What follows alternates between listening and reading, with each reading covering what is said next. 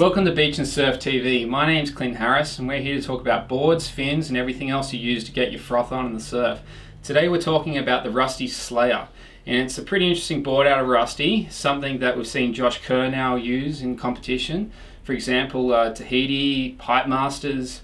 This guy did well in Pipe Masters on this board, and we've seen it started to really show some form right through the category of boards that this represents. I've seen some other brands starting to muck around with this kind of design, and it presents kind of a new thinking to the category of boards that are going shorter and shorter. The modern board of surfing as an all-rounder has become something that's 5 inches, maybe 4 inches shorter, and I really feel that the surfers that are gravitated to that have now also looked at their step-ups and gone, well, I also want that thing shorter as well. And there's some merits with that. It's a bit contrary to the old thinking of having a longer board for more control, more curve. The new thinking is shorter, and this is a model that really represents how that affects step-ups, and we'll take a closer look at it with some of the features.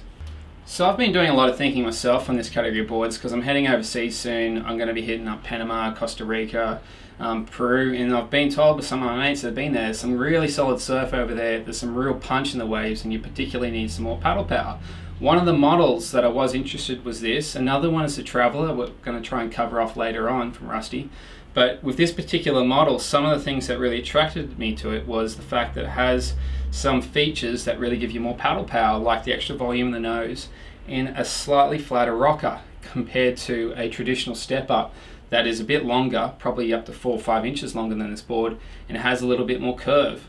So I really wanted to kind of nail in on those features during this video of what makes this a bit unique compared to your traditional step-up to a board that's ridden, I guess, 4 or 5 inches shorter than your traditional step-up. So as I just touched on, and the first feature we should really focus in on is what's going on at the start of the nose. The flatten out the rocker, it's quite conservative. There's a bit of extra meat there. For me, when I look at that, I go, I'm going to get into the wave earlier, and we're thinking about 4 to 6 foot waves with this board. We're going to be using this board for solid surf. It's just a slightly shorter version of a step up at the end of the day. So one of the first things we really need to be concerned with is how quick are we getting set up, how early are we getting in for that first initial turn on a decent sized wave. And having that flatter rocker and that more foam is going to give us more paddle power and more speed. Really important for solid surf. The other thing that really points this board out is a step up. Like, there's a lot of features that we could talk about this board, but there's one that really screams step up, and that is the tail. The tail is a rounded pin. It's got a little bit more area than your traditional step up 7-foot pintails that you're banging out at Hawaii or something where there's 10-foot plus conditions.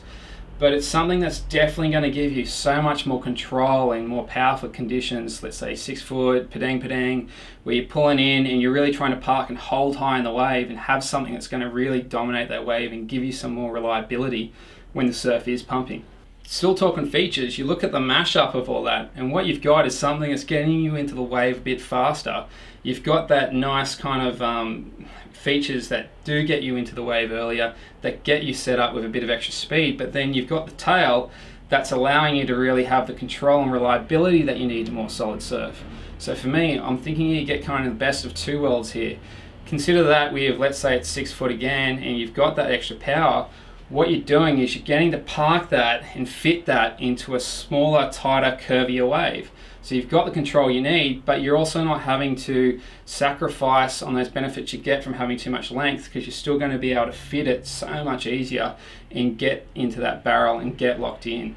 So when we look at the mashup of these features, I think it puts an interesting contrary story out there, because you've got the traditional board that's 7 foot, maybe 18 3/4, 2.5, and that's your semi-gun, your traditional step-up board. But then this board is ridden 5-6 inches shorter than you're going to traditionally take out with your step-up board. This board here that we're looking at is a 6-footer.